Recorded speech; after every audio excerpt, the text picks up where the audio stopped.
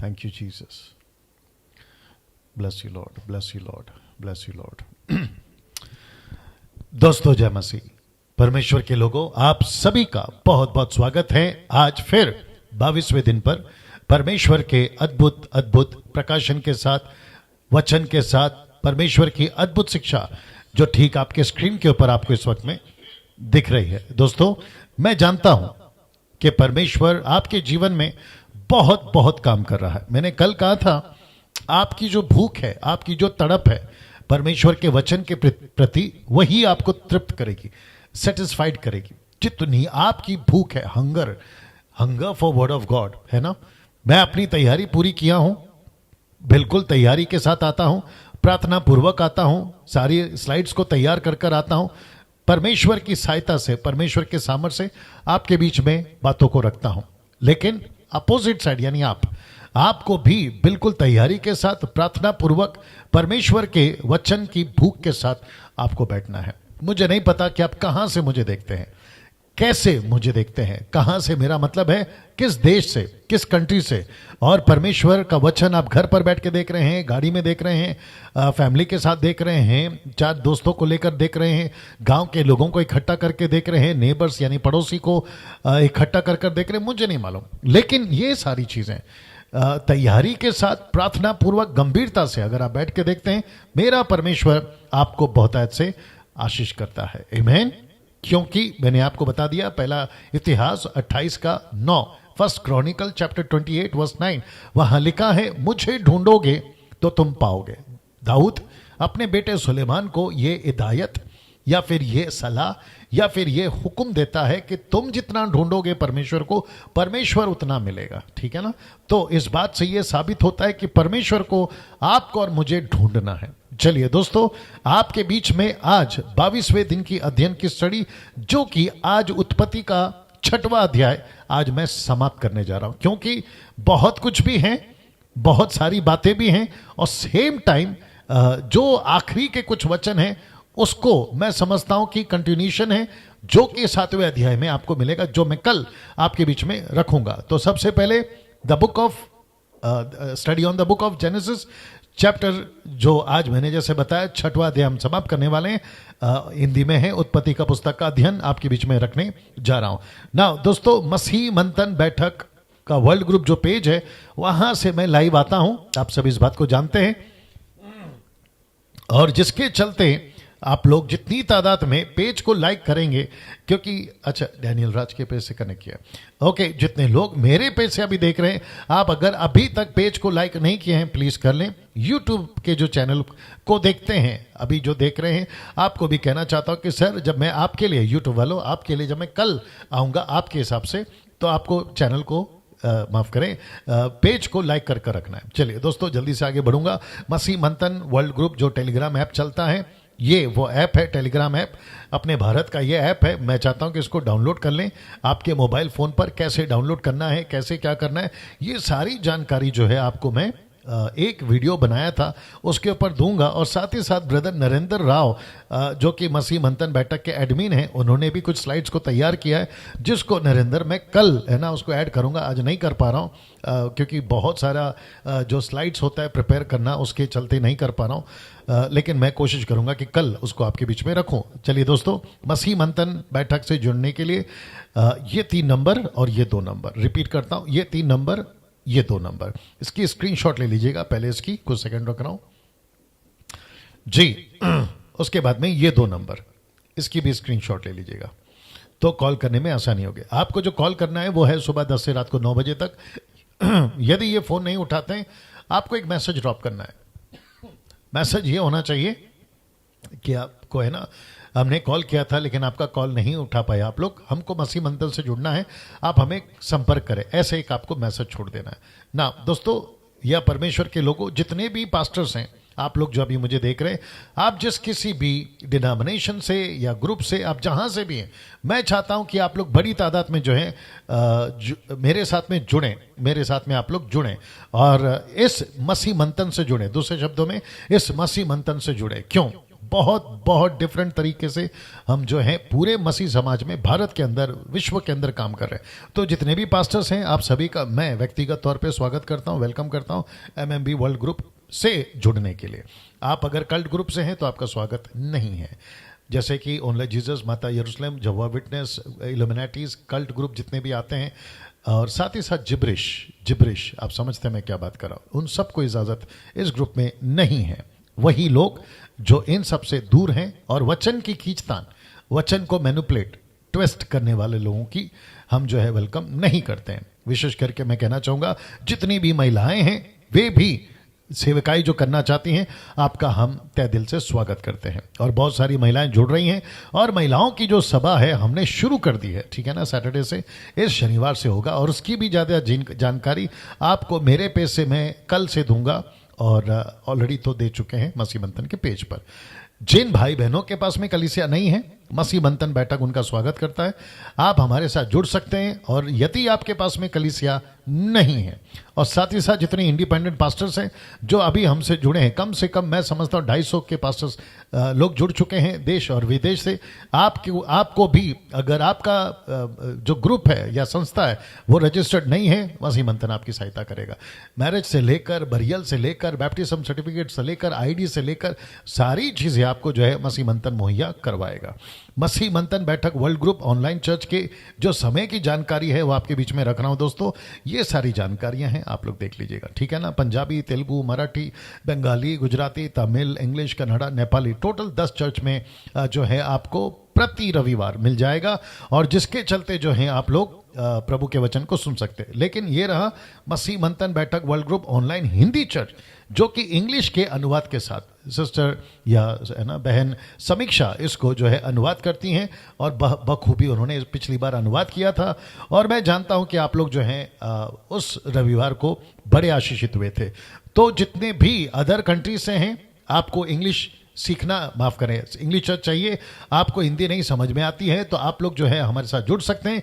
क्योंकि अब से मैं जो आता हूं 8 से 9 वो 2 भाषाओं में होगी, हिंदी और इंग्लिश, यानी कि मैं हिंदी में बात करूंगा, समीक्षा उसको इंग्लिश में अनुवाद करेगी। महिलाओं के लिए एक अच्छी खबर है। खबर यह है कि हर शनिवार सुबह 10 से शाम 7 बजे तक आप सभी के लिए प्रचार के लिए मौका मिलेगा, और जिसके चलते नीता सोलोमन को आपको संपर्क करना है, जो मसीह मंथन वर्ल्ड ग्रुप की एडमिन है, और ये उनका नंबर है।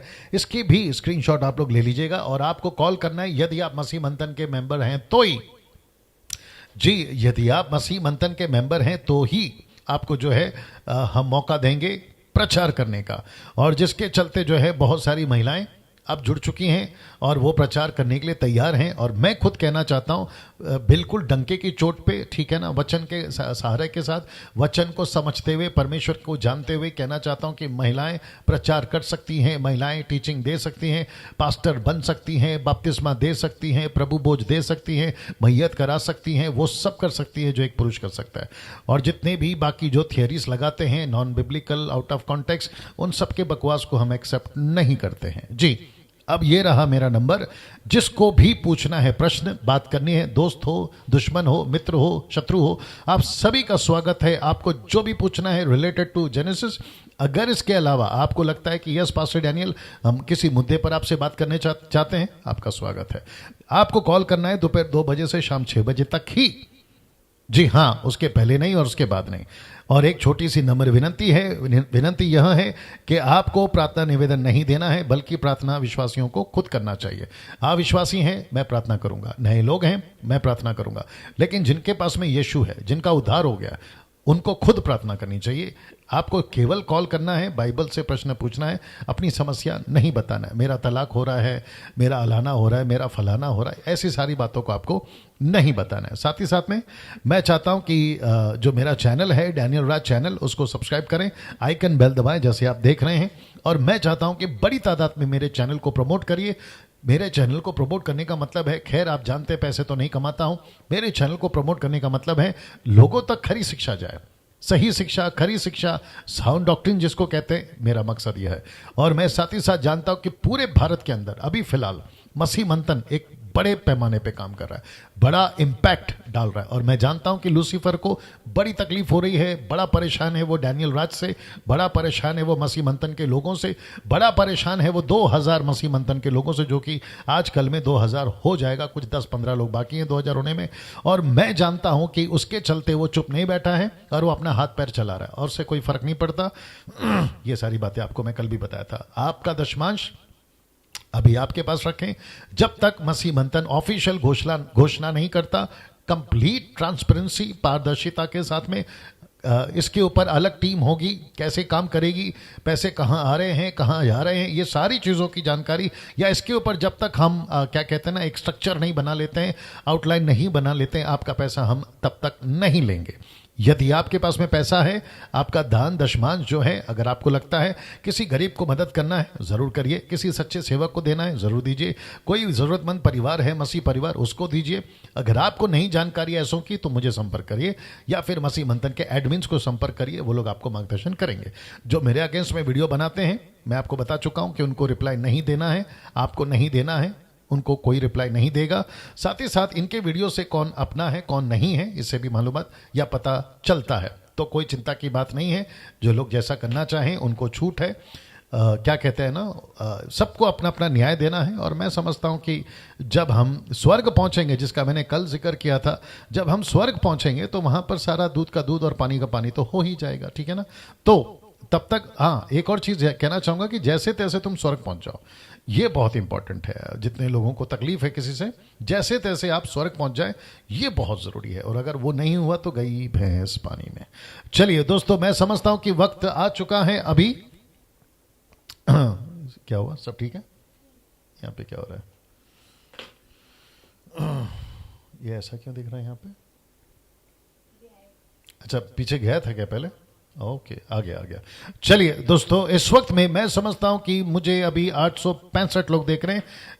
हो गए 888, क्या बात है, 900 होने वाले हैं जी। जी दोस्तों, 22वां दिन उत्पत्ति की पुस्तक का अध्ययन आपके बीच में रखने जा रहा हूं।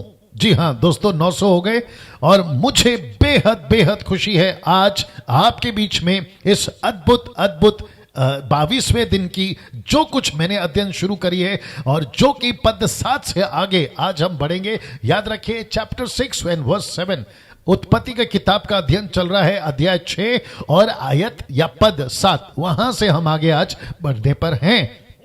और साथ ही साथ मैं आपको बताता चलूं, आज बहुत ज्यादा मसाला, आत्मिक मसाला समझने की कोशिश करिएगा। आपको सारी चीजें परमेश्वर देने जा रहा है, और मैं समझता हूं कि जिसके चलते आप और हम आज बहुत कुछ सीखेंगे। तो मैं आप सभी को कहना चाहता हूं, बिल्कुल जैसे कहते हैं ना, टेक ऑफ के पहले एयर होस्टेस अनाउंसमेंट करती है या पायलट अनाउंसमेंट करता है, फास्टन योर सीट बेल्ट, अपने सीट बेल्ट को बांध के रखो क्योंकि अभी हम टेक ऑफ करने जा रहे हैं। वैसे ही मैं आपको कहना चाहता हूं कि अपनी सीट बेल्ट बांध लीजिएगा, क्योंकि अभी वचन की फ्लाइट, आत्मिकता की फ्लाइट का टेक ऑफ होने जा रहा है। इसलिए कहना चाहता हूं, मजबूत हो जाइए। आसपास में जो भी गड़बड़ चल रहा है ठीक कर लो, बच्चे इधर उधर खेल रहे हैं ठीक कर लो, आप खुद भी डिस्टर्ब ना हो अनवांटेड कॉल से। बिल्कुल 1 घंटा मुझे दे दीजिए, परमेश्वर अद्भुत तरीके से आज आपसे बात करने जा रहा है। मैं फिर पूछूंगा, क्या हम तैयार हैं? चलिए, अगर हम तैयार हैं, वचन 7 ये रहा आपके बीच में। नाउ लिखा है, तब यहोवा ने कहा। लिखा है, तब यहोवा ने कहा। क्या कहा? मैं मनुष्य को जिसकी मैंने सृष्टि की है पृथ्वी के ऊपर से मिटा दूंगा। क्यों? क्या मनुष्य, क्या पशु, क्या रेंगने वाले जंतु, क्या आकाश के पक्षी, सबको मिटा दूंगा, क्योंकि मैं उनके बनाने से पछताता हूं। शब्द पछताता हूं, मैं कल उसकी क्लैरिफिकेशन दे चुका हूं, अब वापस उसके ऊपर नहीं जाऊंगा। लेकिन आज बहुत सारी बातें आपके बीच में रखनी है, इसलिए रिक्वेस्ट करता हूं मेरे साथ में बने रहें। लिखा है, वापस आता हूं, लिखा है, तब यहोवा ने कहा, मनुष्य को जिसकी मैंने सृष्टि की है पृथ्वी के ऊपर से मिटा दूंगा। क्या मनुष्य, क्या पशु, क्या रेंगने वाले जंतु, क्या आकाश के पक्षी, सबको मिटा दूंगा, क्योंकि मैं उनके बनाने से पछताता हूं। मैं मिटा दूंगा। ऐसा ख्याल, ऐसी सोच परमेश्वर के मन में क्यों आई, कल बता चुका हूं। ऐसी योजना परमेश्वर ने क्यों बनाई, बता चुका हूं। यह घटना ये जो घटना है ये तब घट रही है, ये स्टेटमेंट नूहा को परमेश्वर तब दे रहा है जब से आदम को बनाने तक, और मूसा जो अभी इन बातों को देख रहा है उसकी उम्र है 600 साल। तो तब से लेकर अब तक, मूसा की बात कर रहा हूं, माफ करें नूहा की बात कर रहा हूं, नूहा की उम्र 600 साल, तब से लेकर नूहा तक, मूसा नहीं नूहा तक, जी तब से लेकर नूहा तक टोटल पृथ्वी पर जो सदियां बीत चुकी हैं उसको हम कह सकते हैं 16 सदी। 16 सदी, एक सदी में होते 100 साल, ऐसे करके 1600 साल बीत गए, 1600, 1600, और उसके बीच में मनुष्य कितना बिगड़ा, मनुष्य कैसे बिगड़ा, मनुष्य क्यों बिगड़ा, उसकी एक एक जानकारी आपको मैं पहले चैप्टर से कल के तक बताते आया हूं।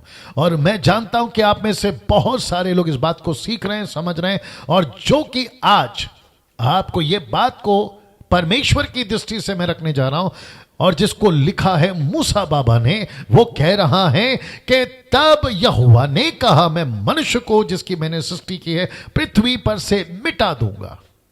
क्या क्या मिटा दूंगा, एक एक चीज लिखी है, मनुष्य को मिटा दूंगा, पशुओं को मिटा दूंगा, रेंगने वाले जंतु को मिटा दूंगा, आकाश के पक्षी को मिटा दूंगा, मैं सबको मिटा दूंगा। सबको मिटा दूंगा का मतलब है सबको मिटा दूंगा, जी दोस्तों, सबको मिटा दूंगा। ऐसी सोच, ये फोटो देख लीजिए, ऐसी सोच जब परमेश्वर कर रहा था तब परमेश्वर ने, जिसको कहते हैं ग्लोबल फ्लड या फ्लड, एक ऐसा ग्लोबल फ्लड या फिर पूरी दुनिया में पानी का बाढ़, पानी के चलते तबाह करना, ऐसी बातें परमेश्वर ने लेकर आई। जैसे ही ग्लोबल फ्लड का बात आया तब परमेश्वर ने एक योजना बनाई। ठीक आपके बगल में जो फोटो आप देख रहे हैं, नूह का जहाज, नूह का जहाज, एक ऐसी योजना बनाई जिसके चलते मैंने लिखा है कि लेकिन परमेश्वर ने धर्मियों के लिए एक अद्भुत योजना बनाई थी। मैं रिपीट कर दूं कि लेकिन परमेश्वर ने धर्मियों के लिए एक अद्भुत योजना बनाई थी। इस योजना के चलते आप देख सकते हैं फिर से फोटो में कि जब पूरी दुनिया में ये योजना बनी थी, जिसको मैंने इंग्लिश में लिखा है ग्लोबल फ्लड। ये जो फ्लड है ये पूरी दुनिया में जब परमेश्वर लाने की युक्ति बना रहा था, तो परमेश्वर ने एक धर्मी के द्वारा, एक धर्मी पुरुष के द्वारा, मैं उसका जिक्र करूंगा आज, उसके द्वारा एक योजना बनाई कि मैं धर्मियों को बचाऊंगा, धर्मियों को बचाऊंगा। जब आप मेरे प्रचार को सुन रहे, 1100 लोग मुझे देख रहे हैं, मैं आप सभी का वेलकम करता हूं। वॉच पार्टी कर दीजिए, साथ ही साथ शेयर कर दीजिए, जितनी तादाद में शेयर करना है आप लोग करते रहे। मुझे प्रतिदिन कम से कम 1000 शेयर्स चाहिए। उसकी वजह ये, मैं डिमांड कर रहा हूं, उसकी वजह ये खरी शिक्षा की बात कर रहा हूं। पैसे तो मैं नहीं कमाता हूं, मैं खरी शिक्षा की बात कर रहा हूं। आप मुझे प्रमोट नहीं कर रहे, शिक्षा को प्रमोट कर रहे, बस मैं बर्तन हूं, परमेश्वर अपना वचन डाल रहा है, ठीक है ना। वापस आता हूं, और same with YouTube people also. लिखा है लेकिन परमेश्वर ने धर्मियों के लिए एक अद्भुत योजना बनाई थी, और ऐसी ही योजना आज भी बनाई है। लिखा है बनाई थी, अब लिखा है बनाई है। मैं इसको कनेक्ट करता चलूंगा, ठीक है ना, मेरे साथ में बने रहिएगा। अब वो कैसे बनाई है उसको मैं बताऊंगा, लेकिन उसके पहले परमेश्वर के अनुग्रह की दृष्टि एक व्यक्ति पर जिसका नाम है नूह पर हुई।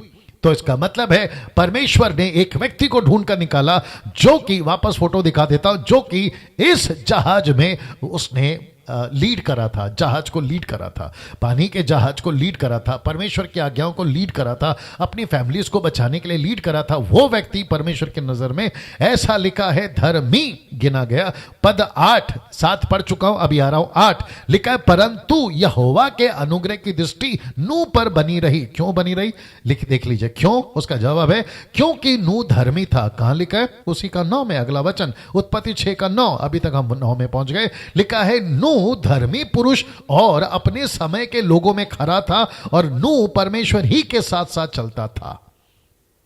जी दोस्तों, तो ये सर्टिफिकेट, ये क्वालिटी नूह के अंदर थी। तो वापस आता हूं इस लाइन पर, लिखा है परमेश्वर के अनुग्रह की दृष्टि नूह पर पड़ी। तो याद रखिए, दृष्टि, जिसको परमेश्वर देखता है, जिसको परमेश्वर देखता है, ठीक है ना। एक स्क्रिप्चर याद आ रहा है जहां पर लिखा है, बहुत पहले पढ़ा था मैंने, कि ऊपर से परमेश्वर, पहला इतिहास 16 का 9 या दूसरा इतिहास 16 का 9, मैं श्योर नहीं हूं।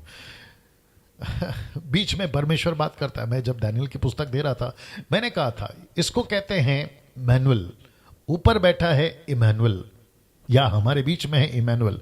आपसे जो बात कर रहा है डैनियल, उसकी गति यहोवा की खोज यहोवा उसकी नहीं, कौन सा है अभी? दूसरा का 16 का ना, देखो आपने एक निकाला ना। देखते हैं दोस्तों क्या होता है जी। वहां लिखा है कि परमेश्वर जिसका हृदय साफ होता है या जो खरा होता है, परमेश्वर की दृष्टि उसके ऊपर। बहुत पहले पढ़ा था मैंने, तो अभी हल्का सा स्ट्राइक हुआ, इसलिए आपको मैंने बता दिया। अगर मिलता है तो प्रेज गॉड, नहीं है तो आगे बढ़ते हैं जी। तो वापस आता हूं कि परमेश्वर के अनुग्रह की दृष्टि नूह पर पड़ी। आप पढ़ लो, अगर मिलता है तो मेरे को बताना। वही है क्या? क्या किधर है? हाँ यही है। ये देखिए दोस्तों, दूसरा इतिहास 16 का 9। काफी दिनों पहले पढ़ा था तो हल्का सा याद रह गया, बट कंफर्म नहीं था, इसलिए अभी लिखा है, देख यहोवा की दृष्टि, वापस कहता दृष्टि, आंख सारी पृथ्वी पर इसीलिए फिरती रहती है कि जिनका मन उसकी ओर निष्कपट रहता है, उनकी सहायता में वह अपनी सामर्थ्य दिखाए। क्या बात है। सेकेंड क्रॉनिकल चैप्टर 16 वर्स 9, आप लोग देख लीजिएगा। और नीता जी अगर आप देख रही हैं तो डाल दीजिएगा, ठीक है ना।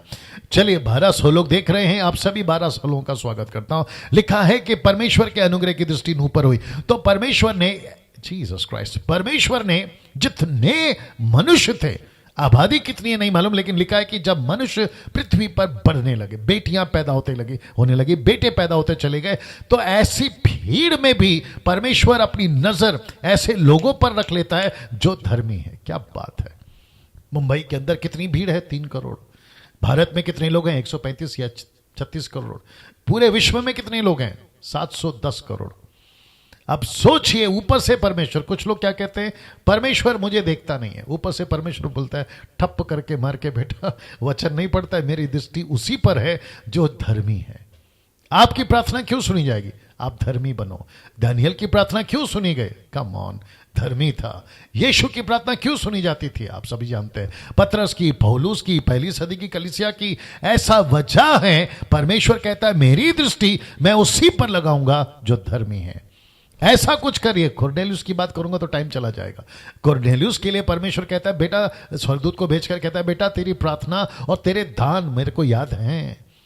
सब सोच के देखो, आप ठीक हो, परमेश्वर आपके साथ ठीक है। आप परमेश्वर के साथ ठीक नहीं हो, पूरी दुनिया आपके साथ ठीक होगी ना, आपका कोई भला नहीं होगा। तो सबसे पहला इंपॉर्टेंट है परमेश्वर के साथ में ठीक हो जाओ। बीच में मैंने ये एक्स्ट्रा डाला है क्योंकि मैनुअल बात कर रहा है।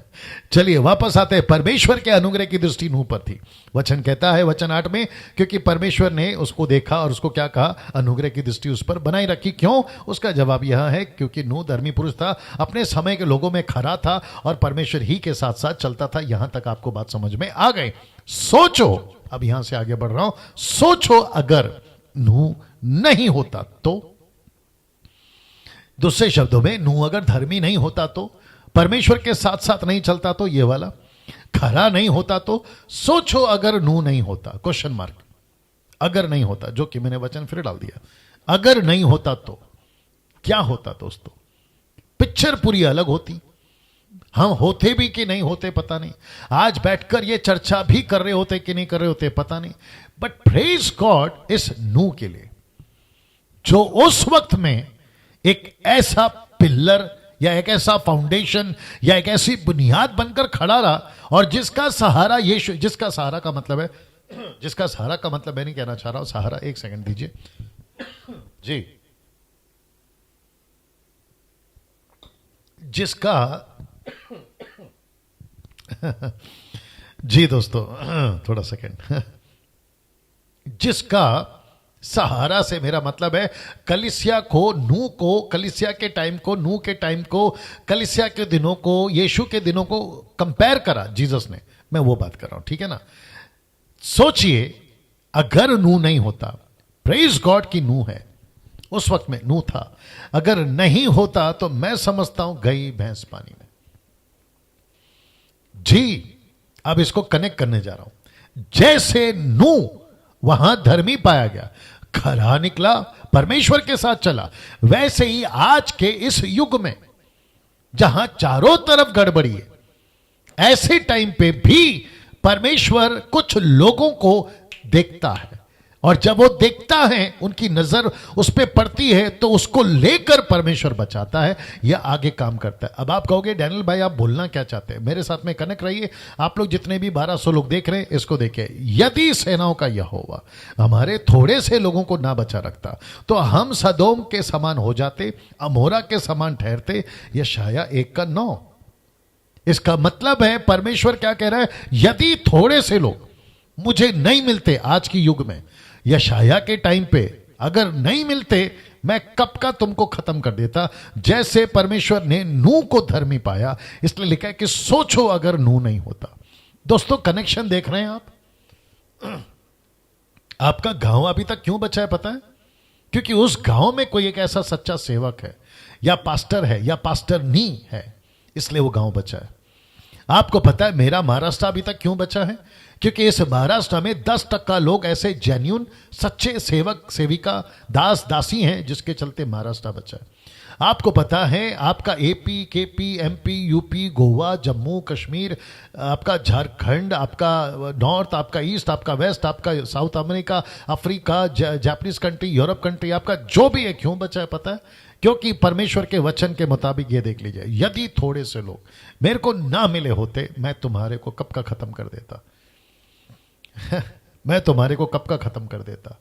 तो इसका मतलब क्या है? इसका मतलब है कि परमेश्वर कह रहा है कि मुझे ऐसे लोग आज भी चाहिए। अब इसी वचन को याद रखो, इसी वचन को आइज़ाया 1:9, इसी वचन को पौलुस ने बिल्कुल कॉपी पेस्ट बोल सकते हैं, पैरेलल बोल सकते हैं।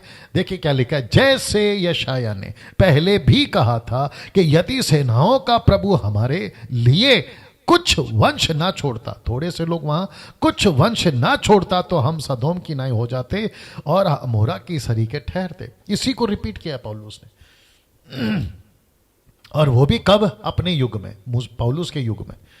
तभी यशाया ने तब कहा, पौलुस आज कह रहा है तब के टाइम पे, और आज ये डैनियल राज कह रहा है। तो यशाया, पौलुस, डैनियल राज। डैनियल राज से मेरा मतलब है मुझ जैसे 10% प्रचारक जो यीशु की खरी शिक्षा के साथ में चल रहे हैं। 1300 लोग जुड़ गए हैं, आपका स्वागत है जी। शेयर करते रहिए जी, वॉच पार्टी करते रहिए। वापस आता हूं, पौलुस का यह स्टेटमेंट है, कुछ वंश अगर उसने नहीं बचाए होते। मैं मुंबई के लोगों को बात करना चाहता हूं। मुंबई में तबाही के बाद तबाही आ सकती थी। बीच में जो तूफान आया था, क्या नाम था तूफान का? बीच में एक तूफान आकर गया था, क्या जा कोई एक तूफान आकर गया था बीच में, ये नाम याद नहीं आ रहा। वो तूफान मुंबई से होते हुए जाने पर था, गुजरात तक पहुंचा हो, लेकिन उसके बाद मुंबई नहीं पहुंच पाया। और ये जितने भी मौसम विभाग के जो कर्मचारी होते हैं ना, न्यूज देख रहा था मैं, वो कह रहे थे एक्सक्यूज मी, वो कह रहे थे अचानक से टर्न हो गया मौसम, या तूफान या हवा।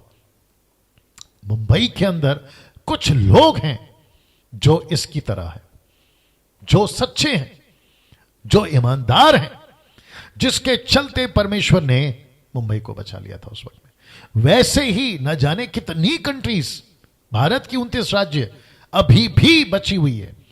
नहीं तो कच्छ के भूकंप जैसे आया था ना, सब कुछ अंदर चला गया था, निगल लिया था जमीन में। वैसे परिस्थिति कब की हो सकती थी, क्या क्या घट सकता था, निसर्गा या जो भी है, ठीक है ना, ये सुनामी, ये निसर्ग निसर्ग निसर्ग जी। थैंक यू प्रीति थोले, थोल, प्रीति थोल जी। माफ करिए अगर आपका उच्चारण ठीक से नहीं किया जी। है ना, कुछ लोगों को बचाया। इसलिए मैं एनकरेज करता हूं, आपकी पीठ को थपथपाइए जैसे मेरी थपा लिया मैंने।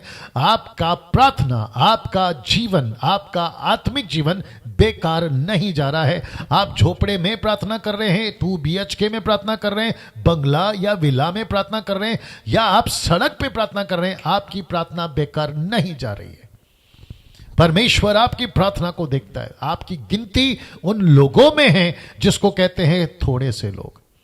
इसलिए आज ये प्रश्न उठता है, ये थोड़े से लोग कौन है? देख लीजिए आपके स्क्रीन के ऊपर, आज ये थोड़े से लोग कौन है। तो एक स्क्रिप्चर दे रहा हूं जो नू से कनेक्टेड है, और उसी को आपके बीच में कनेक्ट करूंगा। इब्रानियों 11:7, the book of Hebrew chapter 11 verse 7 आपके बीच में कनेक्ट करने जा रहा हूं। लिखा है विश्वास ही से नू ने उन बातों के विषय में जो उस समय दिखाई ना पड़ती थी। कौन सी बातें नहीं दिखाई देती थी? बारिश नहीं दिखा उसको, मौसम बिगड़ रहा है नहीं दिखा उसको, कड़क धूप, बिल्कुल कड़क धूप, मौसम बिगड़ेगा सवाल ही नहीं।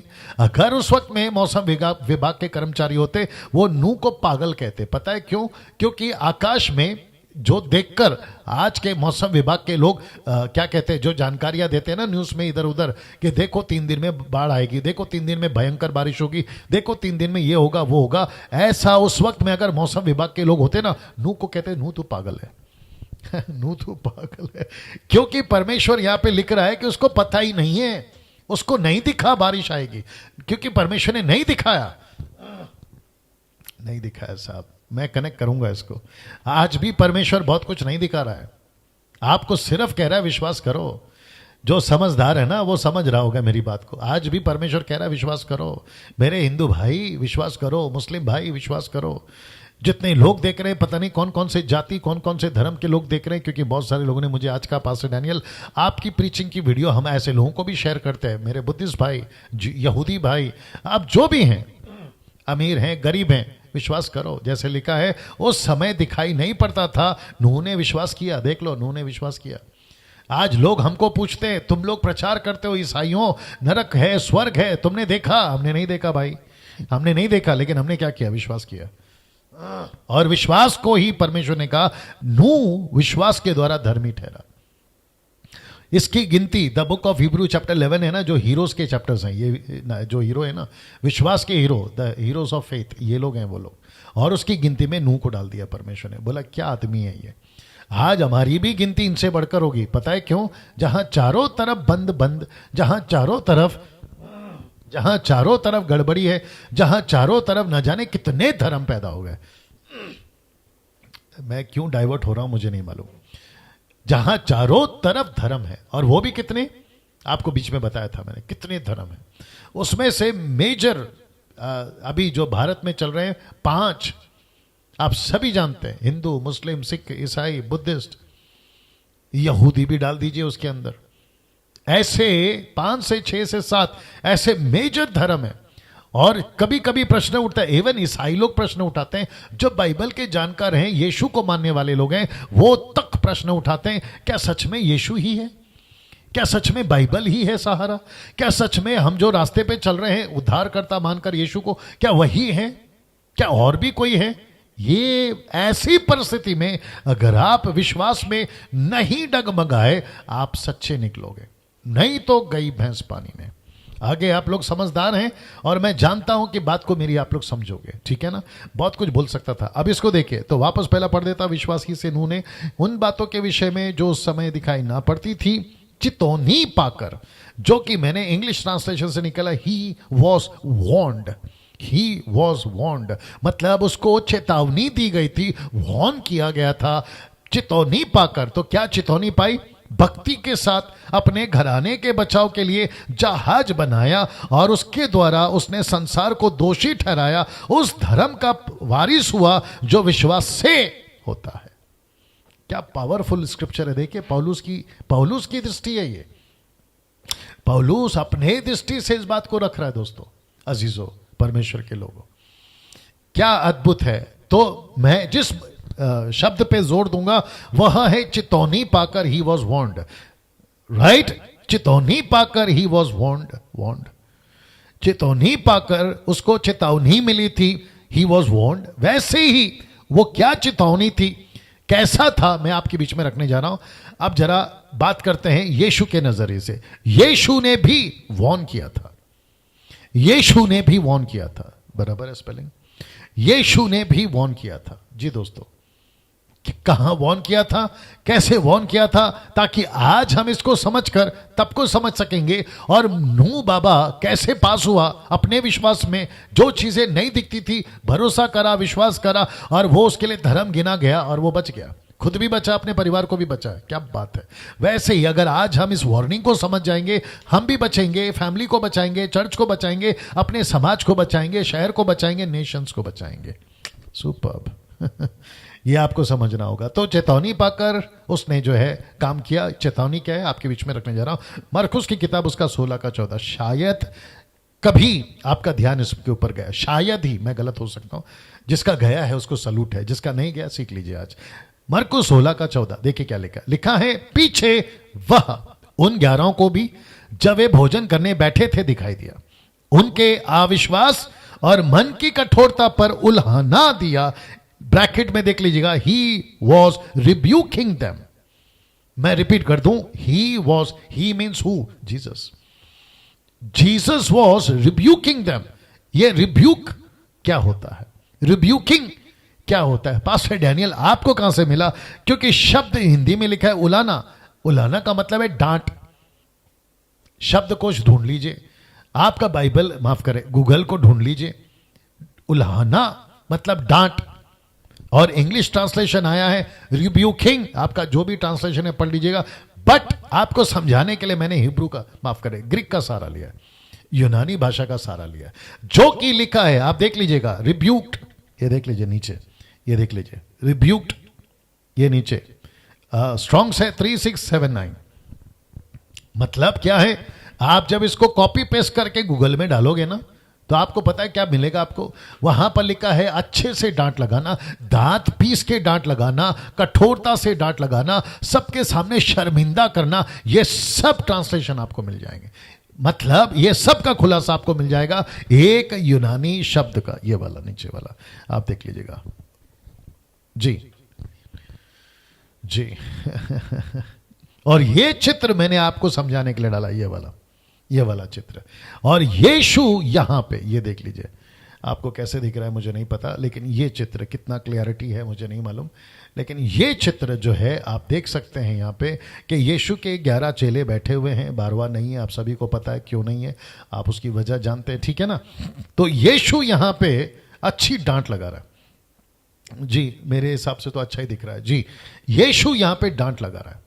तो इसका मतलब है कि जो पिक्चर मेरे और आपके सामने रखा जाता है ना, कि यीशु प्यार करता है, यीशु बच्चों को प्यार करता है, यीशु खाना खिलाता है, यीशु चंगाई देता है, यीशु क्षमा करता है, यीशु बचाता है, ये अच्छी बात है, ये जरूरी है, ये एंगल देखना जरूरी है, और ये है भी। लेकिन यीशु मसीह लूका 19 के 40 में, या आगे से पढ़ लीजिए, डांट लगाता, गुस्सा करता दिखा है मंदिर में, और फिर चेलों को यहां पे डांट लगाता दिख रहा है मरकुस 16 का 14, मार्क 16:14। फिर ये क्या है, और डांट क्यों, और डांट की वजह क्या है? वापस आते हैं, जैसे आपको मैंने पहले बताया था कि आपका जो नूह है उसको चेतावनी या चेतावनी दी गई थी। तो नूह को जहाज बनाने के लिए ऐसा नहीं बोला गया था, बेटा नूह आजा, ऐसा नहीं बोला गया था, या फिर आजा बैठ के बात करते हैं, यार मैं आज बहुत परेशान हूं, ऐसा नहीं था परमेश्वर का आवाज। मैंने आपको बताया था ना कि अदन की वाटिका में ठंडे समय पर परमेश्वर घूमता था, तो कैसे था वो नज़ारा, आपको मैं बता चुका हूँ। भयंकर तूफान, भयंकर भूमि का हिलना, क्या कहते हैं स्ट्रोम, या फिर क्या कहते हैं, है ना, भवंडर का उठना, ऐसे आता था परमेश्वर। तो सोच के देखिए, जब वो चेतावनी दे रहा है, प्रकाशित वाक्य में बता चुका हूं कि परमेश्वर के सिंहासन के सामने बिजलियां गरजती रहती है। अभी 2 दिन से मेरे जहां पे मैं रहता हूं कोलाबा, वहां भयंकर बिजली गरज रही है, बादल गरज रहा है, और मुझे पता चल रहा है बिजली को हम नहीं देख सकते जब बिजली गरजती है। यह है आपका परमेश्वर। तो यही परमेश्वर यहां पे भी दिख रहा है, ये देख लो, यहां पे भी दिख रहा है। तो जब यीशु ने डांट लगाई इस वचन के मुताबिक, देख लीजिए, उलाना दिया, जब यीशु रिब्यूक किया, यीशु जब यहां पे डांट रहा है, तो जो पिक्चर हम देखते हैं ना, देखो पिक्चर में क्या लिखा है, चेले आराम से बैठे हैं, और क्या कहते हैं उसको, कोई ऐसा कंधे पे टेका हुआ है और कोई रिलैक्स है। No no no no no, ये पिक्चर कैथलिक के हिसाब से मिली होगी आपको, पेंटिकॉस्टल कैरिस्मेटिक के हिसाब से मिली होगी, या जिसको पेंट करना आता होगा उसके हिसाब से मिलेगी। लेकिन according to the scripture, context के हिसाब से जाएंगे तो, और कल्पना करेंगे कि परिस्थिति वहां पर क्या घटी होगी, उसके हिसाब से जाएंगे तो आपको पता चलेगा ना कि क्या हुआ रहेगा वहां पर। इसलिए वापस कहता हूं कि इनको अच्छी डांट लगी है, तबीयत से डांट लगी है, और ये डांट क्यों, अब आपके बीच में रखने जा रहा हूं। जब यीशु मसीह ने और एक चीज, अच्छा पहले बता देता हूं फिर आते हैं। मत्ती की किताब 28 का 19, यहां पे जब यीशु कह रहे थे ना, go to all nations, make disciples, baptize them in the Father, Son, Holy Spirit name, teach them what I have commanded, ये जब बोल रहे थे ना, he was rebuked, he was rebuking, he rebuked, he was rebuking, वो डांट रहा था। तो डांट के टोन से, डांट के टोन से, लूका 24 का 47, लूक 24:47, he rebuked, यहां पे भी डांट लगाई। John chapter 20 verse 21, he rebuked, act chapter 1:8, he rebuked। तो यहां डांट लगाते लगाते यीशु मसीह ने जो है यहां पे बात करी। अब आपको जो मैं बीच में बोल रहा था ना, एक बात बताऊंगा, फिर मैंने कहा बाद में बताऊंगा। जब हम यीशु की 4 किताबों को पढ़ते हैं, मत्ती, मरकुस, लूका, यूहन्ना, मैथ्यू, मार्क, लूक, जॉन, जब हम इसको पढ़ते हैं ना, तो हमको एक यीशु को देखना है, 4 यीशु को नहीं। वापस आता हूं, मैं रिपीट कर दूं, मैथ्यू, मार्क, लूक, जॉन, मत्ती, मरकुस, लूका, यूहन्ना, जब ये 4 किताबें आप पढ़ते हैं ना, तो आपको एक यीशु को देखना है, 4 यीशु को नहीं। क्योंकि घटना एक बार घटी है, यीशु एक बार पैदा हुआ, यीशु के चमत्कार जो रिकॉर्ड हुए एक एक बार हुए हैं, यीशु का मर जाना एक बार हुआ है इंसिडेंट्स, यीशु का जी उठना एक बार हुआ है। तो एक स्टोरी को 4 कैरेक्टरों ने लिखा है। तो जब हम मत्ती की किताब को पढ़ते हैं तो हमको देखना है कि ये मत्ती में जो लिखा है ये वही यीशु है जो अभी मरकुस में मिलेगा। जब आप मरकुस पढ़ते हैं तो आपको कहना है ये वही यीशु है जो अभी मुझे लूका में मिलेगा। जब आप लूका पढ़ते हैं तो आपको कहना है ये वही यीशु है जो मुझे अभी यूहन्ना में मिलेगा। क्या बात है।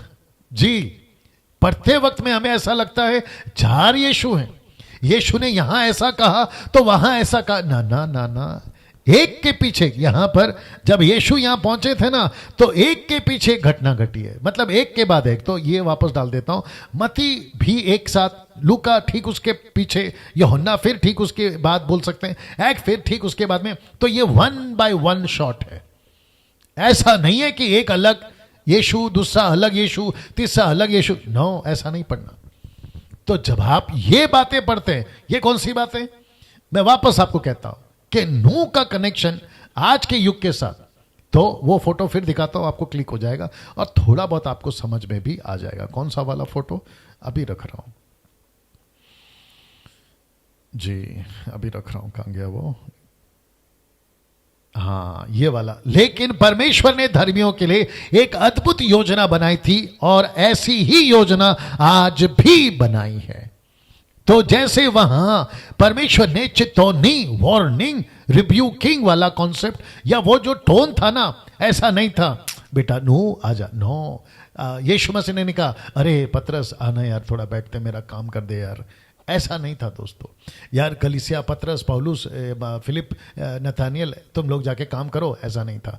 यीशु की वार्निंग देखिए, वापस डाल रहा हूं उसी के ऊपर क्योंकि बहुत पावरफुल है दोस्तों, बहुत पावरफुल है जी दोस्तों। ये वाला यहां पे वो क्या दे रहा है, यहां पे वो वही आदेश दे रहा है जो नूह को दिया था। मैं अभी कनेक्ट करूंगा, यहां वही आदेश दे रहा है जो नूह को दिया था। मत्ती 28 का 19 में क्या लिखा है, जाओ जाकर चेले बनाओ। ये रिब्यूकिंग वाला शब्द था, ये ऐसा टोन था। तो पतरस को पता चला, मरकुस की किताब 16 का 18 निकाल के रखना, 19 निकाल के रखना, मरकुस 16 का 19 निकाल के रखना, ठीक है ना। मैं एक वचन आप लोग डाल दीजिए नीता जी, मार्क 16:19 डाल दीजिएगा ना। यीशु ने कहा मत्ती 28 का 19 में, उसने डांट लगाते कहा पतरस तुझे जाना है, पतरस तुझे ये काम करना है, बाकी 11 चेलो तुम्हें ये काम करना है। लूका के 24 में 47 में क्या कहा है, ये सुसमाचार पूरी दुनिया में सुनाओ। यूहन्ना 20 का 21 में क्या लिखा है, जैसा पिता ने मुझे भेजा है वैसे मैं तुम्हें भेजता हूं। एक्स 8 में क्या लिखा, 1:8 में कहता है कि यरूशलेम, यहूदिया, समरिया, पृथ्वी के छोर तक तुम्हें जाकर मेरा काम करना है। और जब ये डांट सुनी जब ये डांट सुनी तो आपको पता है मरकुस 16 का 19 में क्या लिखा है, इधर दीजिए क्या लिखा है, मैं आपके बीच में पढ़ने जा रहा हूं। लिखा है प्रभु यीशु ने उनसे बातें करने के बाद स्वर्ग पर उठा लिया गया और परमेश्वर की दाहिने जाकर बैठ गया। वचन 20 फिर कहता है उन्होंने निकलकर हर जगह प्रचार किया, प्रभु उनके साथ काम करता रहा, उन चिन्हों के द्वारा जो साथ साथ होते थे वचन को दृढ़ करते रहे। तो वचन 20 क्या कहता है, मैंने 19 से डाला है लेकिन वचन 20 क्या कहता है, वे निकल कर जगह जगह गए। ऐसी क्या बात हो गई? पतरस को समझ में आ गया कि यार चुप नहीं बैठना। वो बात अलग है कि एक्ट्स के चैप्टर 2 में जब पवित्र आत्मा उतरा तो जबरदस्त काम हुआ, ये उसी का कनेक्शन है। लेकिन एक्ट देखो, एक्ट का मतलब है कार्य देखो, एक्शन देखो। जब यीशु की डांट लगी, काम पर लग गए। मैं रिपीट करता हूं, जब नूहा को डांट लगी, काम पे लग गया। वापस आता हूं, जब नूहा को डांट लगी, काम पे लग गया। नूहा को पता चला परमेश्वर यहां बहुत कठोर है, परमेश्वर यहां सख्त बात कर रहा है, परमेश्वर यहां चेतावनी दे रहा है, परमेश्वर मुझे वार्निंग कर रहा है, परमेश्वर बहुत दुखी है मनुष्य को बनाकर। अब हमें 24/7 काम पे लगना है। और मैं आपको बता दूं, वचन 22 कहता है परमेश्वर की इस आज्ञा के अनुसार नूह ने किया। इसी चैप्टर की बात कर रहा हूं, आखिरी वचन है इसी चैप्टर का। परमेश्वर की इस अगुवाई के अनुसार, आज्ञा के अनुसार नूह ने किया। इसका मतलब है नूह काम पर लग गया। अब प्रश्न यहां पर यह उठता है, क्या ऐसी आज्ञा पालन आज कलीसिया बनाने में हो रही है? क्या ऐसी आज्ञा पालन आज कलीसिया बनाने में हो रही है? जितना नूह गंभीर था ना उस डांट से, जितना नूह गंभीर था ना उस आज्ञा से, और जितने पहले सदी के लोग गंभीर थे ना, काम पे लग गए। मेरा प्रश्न है, क्या ऐसी आज्ञा पालन आज कलीसिया बनाने में हो रही है? मैं बात करूंगा मसीह मंथन के लोगों से भी। आपको क्यों जोड़ा है डैनियल राज ने? आपको क्यों जोड़ा है? 2000 की तादाद में आप लोग जुड़ गए। अभी कल परसों में 2000 हो जाएगा, 15-20 लोग ही बाकी है 2000 होने में। आपको YouTube चैनल पे 1 लाख सब्सक्राइबर्स हैं मेरे, 1,12,000। मैंने आपको क्यों जोड़ा है मुझसे कनेक्ट होने के लिए? फेसबुक पर आप लोग मुझे कम से कम प्रतिदिन 1300 लोग देखते हैं। आप क्यों देखने के लिए मैं इनवाइट करता हूं? मैं क्यों कहता हूं कि आप मेरे मैसेजेस को शेयर करो? मैं क्यों कहता हूं कि कन्विंस करो कि डैनियल राज के वीडियोस को देखो? मेरे चैनल को सब्सक्राइब करने के लिए मैं जोर क्यों दे रहा हूं? उसकी वजह एक ही है कि जिस 5-6 साल या 7 साल में, 25 साल 27 साल के मिनिस्ट्री में, कुछ पीछे 6-7 सालों में मैंने उसकी चेतावनी के गंभीरता को समझा है, मैंने उसके वार्निंग को समझा है, परमेश्वर की आत्मा को मैंने समझा है कि वो कितना तड़प रहा है आज भी, जैसे तब तड़पा था नूह के टाइम पे। और जिसके चलते मेरे दोस्त कितने बने मुझे नहीं मालूम इन 27-28 सालों में, लेकिन मसीह के अंदर ही दुश्मन बहुत बन गए। और मेरे को इस बात का एहसास हो गया था पहले साल में। आई थिंक 2014 से मैंने ये स्टेप उठाना शुरू कर दिया था। 2015 आते आते मुझे नहीं पता कि मेरे कितने दोस्त बने, लेकिन मेरे दुश्मन बहुत बने, ये बात का एहसास मुझे है। और इससे मुझे कोई फर्क नहीं पड़ता, मुझे इससे कोई फर्क नहीं पड़ता, क्योंकि मैंने एक बात को ठाना है, अगर हम परमेश्वर के लिए चलेंगे या उसके कामों को करेंगे और उसकी बातों को लेकर चलेंगे, तो मैं समझता हूं कि पौलुस के साथ में बरनबास साथ नहीं दे सका, पौलुस के साथ में सिलास साथ नहीं दे सका, पौलुस के साथ में तिमोथी कितना साथ दिया नहीं पता, और ऐसे पतरस यूहन्ना की जोड़ी कितनी टूटी मुझे नहीं पता, और वो जाने कितने सेवक लोग पहली सदी में साथ में चलने का वादा करे, बीच में छूट गए। और उसी को पौलुस कहता है, अगर मेरा रेफरेंस गलत नहीं है, अगर वही है गलतियों 3:19 के आगे अगर आप पढ़ोगे, वहां लिखा है कि पहले तो तुम अपनी आंखें तक दे देते थे, लेकिन मैंने जब सत्य बोलना शुरू किया तो मैं तुम्हारा दुश्मन बन गया। ऐसा मेरे साथ हुआ है, लेकिन कोई दिक्कत नहीं, कोई दिक्कत नहीं। हम सबको अपना अपना लेखा परमेश्वर को देना है। मैं वही कर रहा हूं जो 5-6 साल पहले मैंने आवाज को सुना, मैंने उसकी गंभीरता को समझा, और वही गंभीरता आज आपके बीच में रख रहा हूं। यह कनेक्शन, एक तरफ है नूह का जाज, एक तरफ है कलीसिया। नूह का जाज और आज की कलीसिया। मैं ये कॉन्सेप्ट पे अभी बात करने जा रहा हूं, ये कॉन्सेप्ट पे मैं बात करने जा रहा हूं। आप लोग जितने लोग देख रहे हैं अभी, मैं रिक्वेस्ट करता हूं आखिर तक बने रहना, क्योंकि इसका जो कनेक्शन अभी देने जा रहा हूं। और बीच में मैं टाइटैनिक जहाज भी घुसाऊंगा, जैसे मैंने आज के फेसबुक पोस्ट पे भी अपलोड किया था। जी दोस्तों, वापस कहता हूं, क्या वो गंभीरता आज हम दिखा सकते हैं परमेश्वर को? क्या ऐसी चेतावनी के साथ, आज्ञा पालन के साथ नूह को पता चल गया ये आवाज परमेश्वर की है, इसको नजरअंदाज नहीं कर सकते, इस आवाज को हल्के में नहीं ले सकते।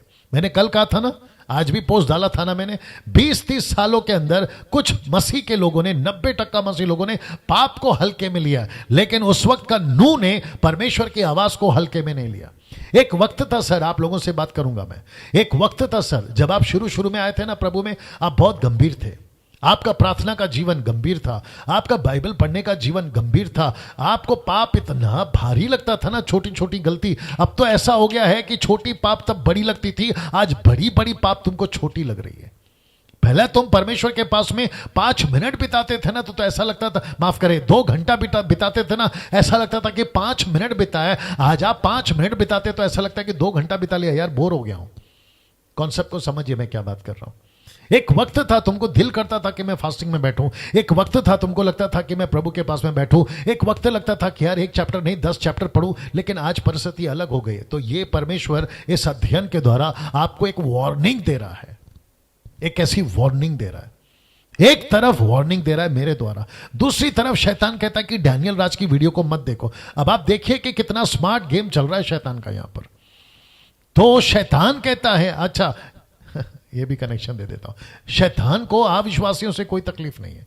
अविश्वासी से मेरा मतलब है उसमें सारे कैटेगरी के लोगों को डाल दो, जो कि मैं यहां पे नहीं डालना चाहता हूं, आगे आप लोग समझदार हैं, ठीक है ना। उसको उनसे तकलीफ नहीं है। लूसीफर को तकलीफ किससे पता है? सैटन को तकलीफ किससे पता है? उसको ऐसे लोगों से तकलीफ है जो मसीह के लिए, याद रखो, जो मसीह के लिए गंभीरता से आज्ञा पालन करना चाहते हैं, जो उसकी चेतावनी को सुनकर अपने जीवन को ठीक करना चाहते हैं ना, उनको उस लूसीफर को उससे तकलीफ है। और मुझ जैसे 10% लोगों से तकलीफ है उसको पता चल जाता है कि अगर ये लोग पास हो गए, अगर इनकी वीडियो लोगों तक पहुंच गई तो लोग सुधर जाएंगे। और उसने लाख कोशिश करी थी यीशु के टाइम पे भी कि यीशु का सुसमाचार ना फैले, इसलिए जब यीशु जी उठा तो उसने क्या प्लानिंग करी पता है? मत्ती के 28 अध्याय में आप जानते हैं इस रिकॉर्ड को। उसने यहूदियों लोगों ने, शास्त्री फरीसियों ने, जो पहरा दे रहे थे ना यीशु के कब्र के पास में, पैसे देकर कहा कि जाके झूठ बोलो कि यहूदी लोग, माफ करें, 6 लोग यीशु की डेड बॉडी को चोरी कर गए, यीशु जिंदा नहीं हुआ। और वो खबर में इतनी ताकत थी कि आज भी यहूदी लोग ये मानने को तैयार नहीं है कि यीशु जी उठा है। देखो झूठ में कितनी ताकत है, शैतान के झूठ में देखो कितनी ताकत है। ऐसा झूठ, ऐसी अफवाह और ऐसा गलत बात उसने न जाने किस किस क्षेत्र में फैला दिया है, आपको अंदाजा तक नहीं है। और जब इसी भीड़ में और इसी झूठ के बाजार में और इसी लालच के बाजार में, इसी मैनिपुलेट के बाजार में, इसी दोगलेपन के बाजार में मुझ जैसे जब 10% लोग आते हैं ना परमेश्वर के सच्चे वचन को लेकर, तो लूसीफर कहता है, अरे इसका क्या सुन रहे हो, इसका क्या सुन रहे हो, अरे ये क्रिश्चियन लोग हैं, अरे ये ईसाई लोग हैं, अरे ये तो डैनियल राज है, अरे ये तो बोलते रहते हैं, इसका क्या सुन रहे हो। ऐसा करके वो इस झूठ के बाजार में आपको फंसाता है, बगलाता है और आप भटक जाते हैं, अच्छे भटक जाते हैं। मत्ती का 24 निकाला, मत्ती 24 का 24 निकाला जी। 1 सेकंड दीजिए दोस्तों जी। जो कमेंट्स कर रहे हैं, वेरी गुड, वेल सेड, आपका धन्यवाद, आपका धन्यवाद जी। 1300 लोग अभी भी जुड़े हुए हैं, जल्दी देना। मैथ्यू 24:24 जी जी जी लिखा है मैथ्यू 24:24, नीता जी डाल दीजिए। लिखा है क्योंकि झूठे मसीह और झूठे भविष्यवक्ता उठ खड़े होंगे, ये तो इंपॉर्टेंट है, एक और आ रहा है अभी, और बड़े चिन्ह अद्भुत काम दिखाएंगे, यदि हो सके तो चुने हुए को भी बरमा दे। इंग्लिश ट्रांसलेशन कहता है even the elected ones will be deceived. बाप रे, even the elected one will be deceived. तो ये झूठ के बाजार में हम जैसे जब प्रचारक आते हैं तो कहते हैं इनकी मत सुनो, और हमारे विरोध में, अरे बाप रे, ऐसे ऐसे षड्यंत्र शैतान बना रहा है कि डैनियल राज को कोई देखना ही नहीं चाहिए, मुझ जैसे 10% को देखना ही नहीं चाहिए। लेकिन आप सभी जानते हैं जीत किसकी होगी, आप सभी जानते हैं विजय कौन होगा, आप सभी जानते हैं बाजी कौन मारेगा, है ना जी। परमेश्वर का काम करने का तरीका अलग है। एलिया जो था ना, उसने जाकर कहा अपने नौकर से, एलिया था, एलीशा था, श्योर नहीं, आई थिंक एलिया था, बाहर जाकर देख कर आओ। तो उसने जाकर देखा कि तूफान उठ रहा है, भूकंप हो रहा है, बाढ़ें आ रही हैं, बिजलियां गरज रही हैं, उसमें नहीं दिखा, एक छोटे से बादल में, एक छोटे से बादल में। ऐसे है परमेश्वर काम करता है। एक छोटा बादल, एक छोटा हाथ, एक छोटा लड़का, 5 रोटी 2 मछली एक छोटी मछली जिसमें सिक्का मिल जाए, ऐसा है परमेश्वर।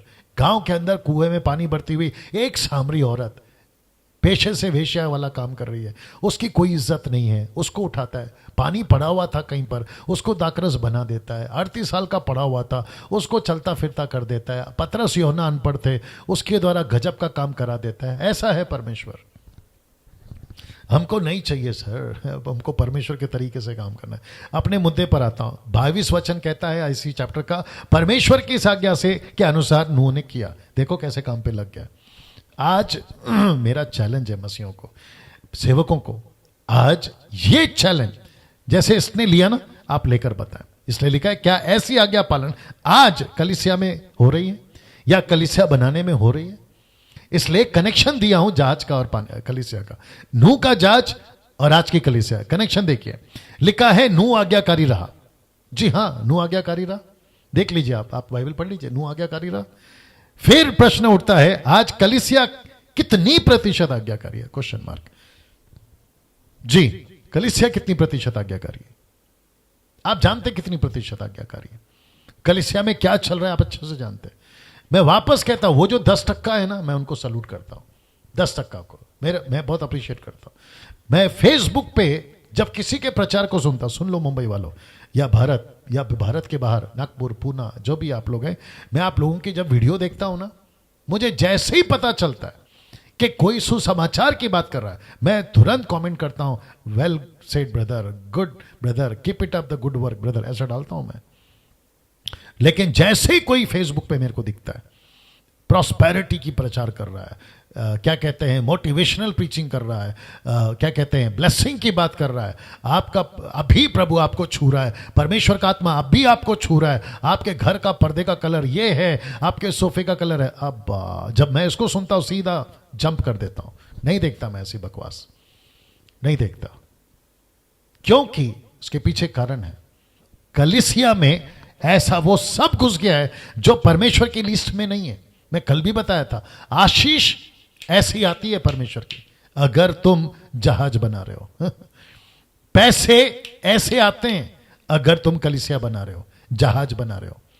आपकी उन्नति, प्रमोशन, आपका वीजा XYZ, आपका अच्छा हेल्थ ऐसे आता है जब आप परमेश्वर का काम करते हो।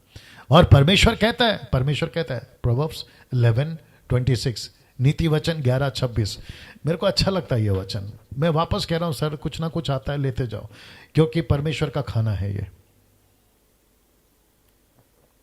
जी जल्दी दीजिए, प्रोवर्ब्स चैप्टर 11:26। जी नीता जी डाल दीजिए। जी हाँ, नॉट 26, 25, 11:25 लिखा है, उधार प्राणी हष्ट पुष्ट हो जाता है, जो दूसरों की खेती सींचता उसकी भी सींची जाएगी।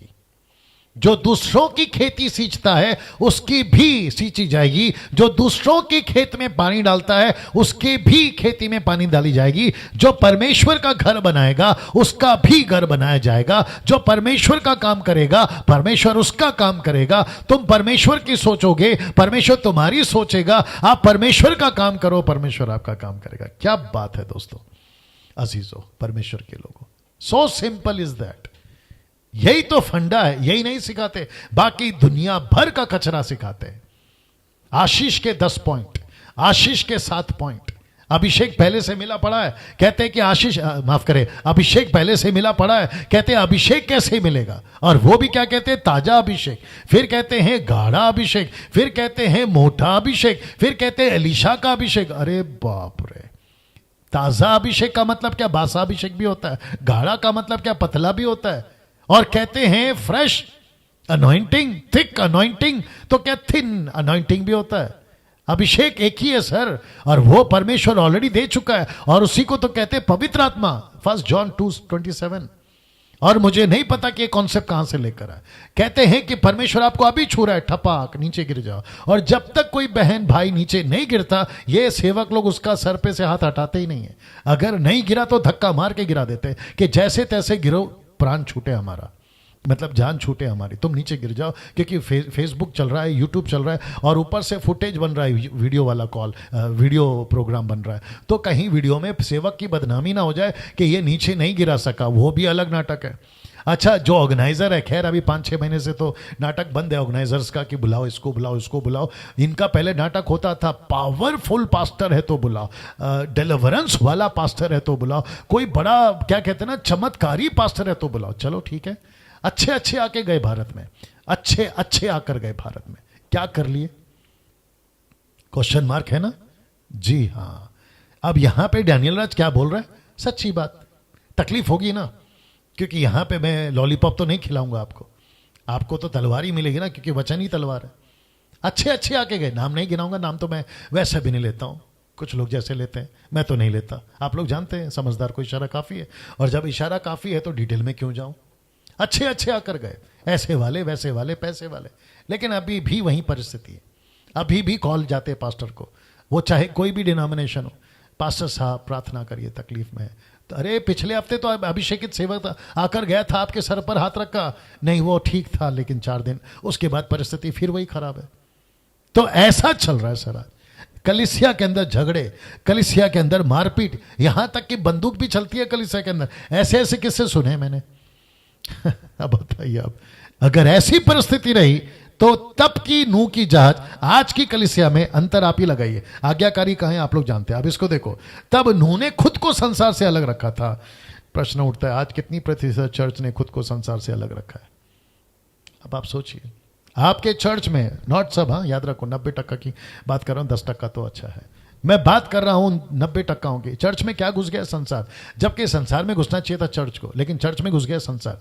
पिक्चर के गाने, उल्टे सीधी क्या कहते हैं ना, नॉनवेज वाले जोक्स, उल्टे सीधी बातें, लैला मजनू वाली बातें, हीरा रंझा वाली बातें, गर्लफ्रेंड बॉयफ्रेंड तो कॉमन हो गया, एक्स्ट्रा मैरिटल तो कॉमन हो गया, अरे चलता है, अरे पाप कुछ नहीं, प्रभु माफ करता है, ऐसी वाली बातें। अब बताइए आप, संसार घुसा कि नहीं चर्च में? संसार घुसा है चर्च में, है ना। मेरे को एक आदमी का कॉल आया था, शायद पूना से आया था, मैं इशारे के लिए बात कर रहा हूँ। मुझे कहा गया था कि पास्टर जी यहाँ पे प्लानिंग कर रहे थे आपको प्रचार के लिए बुलाने के लिए, लेकिन आपको बाद में मना कर दिया गया। मैंने पूछा, मैंने बोला कोई नई बात नहीं है, कारण बता। उसने कहा कि वो पास्टर रीजन ये दे रहा है कि डैनियल राज को मत बुलाओ, क्योंकि उसने अपने प्रचार में कहा है कि जो थिएटर जाता है वो गलत है, विश्वासी लोग ने थिएटर जाना गलत है। ऐसा मैंने प्रचार किया था, जो कि ऑब्वियस है, मैं अभी भी करूंगा, तभी भी करूंगा, आगे भी करूंगा, तभी भी किया था। अब आप देखिए कि वो पास्टर को मिर्ची कितनी लग गई कि थिएटर जाना डैनियल राज ने बोला इसके लिए वो गलत है। अब आप अंदाजा लगाइए कि चर्च में किस तरीके के सेवक लोग हैं आज। अब मैं बहुत कुछ मेरे दिमाग में आ रहा है, लेकिन 9 बज गया, आपके बीच में बहुत सारी बातें भी रखना। अब इसको देखो, क्या यीशु ने इन दोनों को साथ में जोड़ा था? किसको? अपनी मिनिस्ट्री को और नूह के जहाज को साथ में जोड़ा था? ये कॉन्सेप्ट भी देखना है, क्योंकि मैं तो जोड़ रहा हूं ना। तब आपके मन में प्रश्न उठेगा, अभी कुछ बुद्धिजीवी लोग हैं बैठे यूट्यूब में, फेसबुक में, अरे ये कनेक्शन कहां से आ गया? लो, यीशु ने खुद दिया है ये कनेक्शन। लूका की किताब उसका 17:6, लूक 17:26, जैसा नूह के दिनों में हुआ था, जैसे नूह के दिनों में हुआ था, वैसे ही मनुष्य के पुत्रों के दिनों में भी होगा। मनुष्य के पुत्रों के दिनों में भी होगा। उसी का 30 वचन, 17:30 कहता है, मनुष्य के पुत्र के प्रकट होने के बाद भी ऐसा ही होगा। तो कनेक्शन है, जैसे नूह का कनेक्शन मैं चर्च के साथ दे रहा हूं, ऐसा कनेक्शन है। अब इसको देखो, नूह के दिनों में और आज के दिनों में एक चीज कॉमन है। कॉमन थी या कॉमन है? क्या है बताता हूं। तब भी संसार ने विश्वास नहीं किया था, आज भी संसार, आज भी नहीं कर रहा है। संसार आज भी नहीं कर रहा है, आज भी नहीं कर रहा है। अब आप सोचिए, एक चीज कॉमन है दोनों में। नूह का, जी जी जी जी, नूह का विश्वास नहीं किया था, कॉमन बात ही की है। नूह का विश्वास नहीं किया, आज हम प्रचार कर रहे हैं, नहीं विश्वास कर रहे हैं। आप जिसके पास में ये वीडियो पहुंची और आप लोग बैठ के देख रहे हैं, मेरे हिंदू भाई, मुस्लिम भाई, बुद्धिस्ट भाई, आप जो भी हैं, ठीक है ना, हम आपको प्यार करते हैं प्रभु में, ठीक है ना, क्योंकि प्रभु आपसे प्यार करता है, ठीक है ना। एक मैसेज अभी आपको इतनी लाइन में दे देता हूं। यहां पर लोगों ने विश्वास नहीं किया, अरे कौन सा जहाज, पानी कभी आ सकता है ऊपर से, क्योंकि उसके पहले कभी बारिश आई ही नहीं थी। मैं आपको पहले दूसरे दिन की टीचिंग में बता चुका हूं कि कोहरा जमीन पे उठता था, ओस ओस, उससे जमीन सींची जाती थी, तो पानी नहीं आता था। जी, पानी नहीं आता था। पानी नहीं आता था। पहली बार बारिश देखी उन लोगों ने, तो मजाक उड़ाया, बोला ये क्या तू बोल रहा है, पागल है क्या, बारिश गिरेगा, वो भी लगातार 40 दिन 40 रात बारिश गिरेगा। आज भी हम प्रचार करते हैं ना यीशु मसीह का, यीशु आने वाला है, पागल है क्या, यीशु आने वाला है, तेरे को किसने बता दिया, अरे तुम ईसाई लोग ऐसे, अरे तुम बाइबल वाले ऐसे, उड़ाओ मजाक। उड़ाओ मजाक, मैं कनेक्ट करूंगा आगे, इसी को मैं और आगे करेगा। नूह का चुनाव परमेश्वर ने बहुत कैलकुलेट करके किया था, कैलकुलेट करके किया था, कैलकुलेट करके किया था। दूसरे शब्दों में, नूह का चुनाव, नूह को चुना बहुत कैलकुलेट तरीके से। मैं ये बोलना चाहता हूं, बहुत कैलकुलेट तरीके से। मैं आपको बताऊं क्यों। आज माफ करें सर, थोड़ा सा ज्यादा टाइम होगा, ठीक है ना, बर्दाश्त कर लीजिएगा। नूह का चुनाव परमेश्वर ने बहुत कैलकुलेट करके किया था। पता है क्यों? परमेश्वर को आभास हो गया था। आभास का हिंदी इंग्लिश वर्ड क्या है? आभास, एहसास, आभास, एहसास, या फिर मालूम हो गया था। देख लीजिए कैसा आपको ठीक लगता है। नूह को, परमेश्वर को पता चल गया था, ये आदमी है ना जहाज बना सकता है, ये आदमी है ना कारपेंटर का काम अच्छा कर सकता है, ये आदमी है ना लकड़ी अच्छी छील सकता है, ये आदमी है ना उसको रंधा अच्छा मार सकता है, ये आदमी है ना मेरी बात सुन लेगा, ये आदमी है ना मैं जैसा कहूंगा ये करेगा। तो कैलकुलेट करके परमेश्वर ने उसको चुना था। रियलाइज हो गया था, आभास, रियलाइज। नूह का चुनाव, जैसे परमेश्वर ने नूह को वो काम दिया था, आज हमको भी एक काम दिया है। तो परमेश्वर ने नूह को बड़े कैलकुलेट तरीके से चुना था, ये बंदा काम करेगा। वैसे ही आज भी हमको बड़े कैलकुलेट तरीके से परमेश्वर ने एक काम दिया है। वो काम क्या है? सुसमाचार का, बहुत कैलकुलेट कर। दूसरे शब्दों में, परमेश्वर ने मुझे चुना 27 साल पहले, 93 में। तो परमेश्वर ने कैलकुलेट किया, बोला ये लड़का को चुनता हूं, डैनियल राज को। मैं मेरी गवाही फिर कभी रखूंगा आपके बीच में। मैं पहले इस दुनिया में था साहब, डी कंपनी आप बोल सकते हो उसको। मेरी दोस्ती मुसलमानों के साथ थी, वो भी भारत के नहीं, ईरान के। ऐसे लोगों के बीच में मेरा उठना बैठना था। उस वक्त की बात कर रहा हूं, अभी नहीं, उस वक्त की बात कर रहा हूं। 93 मार्च 16 को मैंने बपतिस्मा लिया। दूसरे शब्दों में, मैंने अपना जीवन प्रभु को दिया। लेकिन पहले लाइन बहुत अलग था। तो परमेश्वर को पता था कि ये पढ़ा लिखा कम है, 5वीं 3 बार फेल है, ये संसार के तरीके से तो टोटली गया है। इसको कोई कंपनी में नौकरी नहीं मिल सकती, ये मैनेजर नहीं बन सकता, ये किसी सीईओ कंपनी का सीईओ नहीं बन सकता, XYZ। ये कभी विदेश नहीं जा सकता, ये डॉक्टर बनना दूर की बात है, ये कंपाउंडर नहीं बन सकता। ये परमेश्वर ने कैलकुलेट कर लिया था। लेकिन परमेश्वर ने बोला ये मेरे काम बहुत आएगा, ये मेरे काम बहुत आएगा।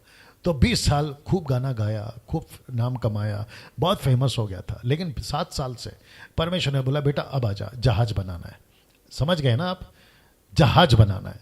और तब से लेकर अब तक वो मुझसे जहाज बनवा रहा है। आप लोग समझदार हैं। नूह का चुनाव तब भी परमेश्वर ने ही चुनाव किया था, आज भी परमेश्वर ही चुनाव करेगा। बस ऐसा दिल रखो, मुझे तेरे लिए तड़प है, ऐसा दिल रखो। मैं कुछ करना चाहता हूं, ऐसा दिल रखो। वो चाहे पुरुष हो या स्त्री हो। मैं वापस कहता हूं, मेरी लिस्ट में पुरुष और स्त्री हमेशा रहेंगे। जिनको तकलीफ है मुझे कॉल करे, दैट्स इट। उल्टी सीधी वीडियो ना बनाए, मेरे को कॉल करे। अब इसको देखिए दोस्तों, ये रहा, अब कनेक्शन दे रहा हूं जो आज मैंने पोस्ट डाला था। ये रहा नूह का जहाज और ये रहा टाइटैनिक। अब सभी जानते हैं खूब पैसे कमाए बॉलीवुड वाला, हॉलीवुड वालों ने, माफ करें, खूब पैसे कमाए इसके ऊपर। पैसे कमाए इसके फेलियर पर। सोच सकते हैं आप, ये है दुनिया। पैसे कमाए इस जहाज के फेलियर पर, पैसे नहीं कमाए इस जहाज के सक्सेस पर। सीधा मूर्खता। आप फुलिशनेस देखिए। इसके फेलियर, माफ करें, इसके सक्सेस पे पैसे कमाना चाहिए था, नहीं कमाए। कौन देखेगा? इसका फेलियर देखकर पैसे खूब कमाए। अद्भुत। अब इसका कनेक्शन दे रहा हूं, ये देख लीजिए, आपके स्क्रीन के ऊपर आ रहा है। जितने लोग 1300 लोग देख रहे हैं, बने रहिए मेरे साथ में। लिखा है 450 फीट लॉन्ग। कौन सा? नूह का जहाज। 70 फीट हाइट नूह का जहाज। 45 फीट वाइड, चौड़ा, राइट, 45 फीट था। लेकिन अपोजिट में टाइटैनिक देखिए, 882 feet long, 175 feet height, 92 feet wide, चौड़ा।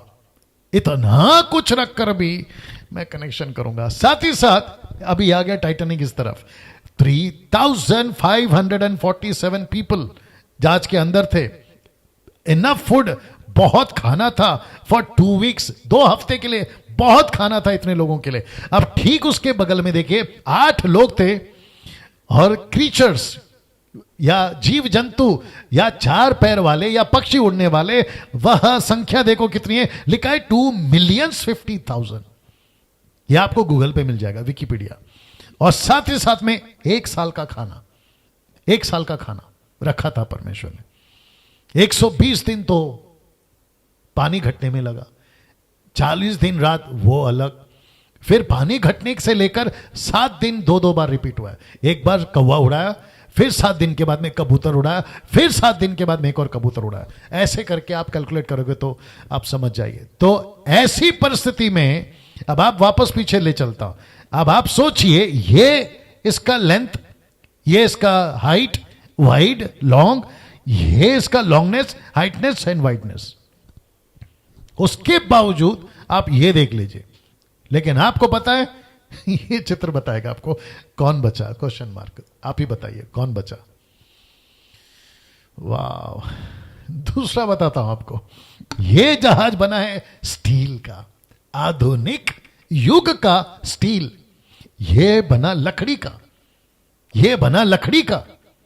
अब आप सोचिए, भयंकर तूफान ये झेल रहा है, एक छोटा सा बर्फ का टुकड़ा ये झेला। जो हिस्ट्री कह रही है वही बता रहा हूं मैं आपके बीच में, जो मुझे पता चला टाइटैनिक जहाज के बारे में। That's it. इसको खूब शेयर करिएगा।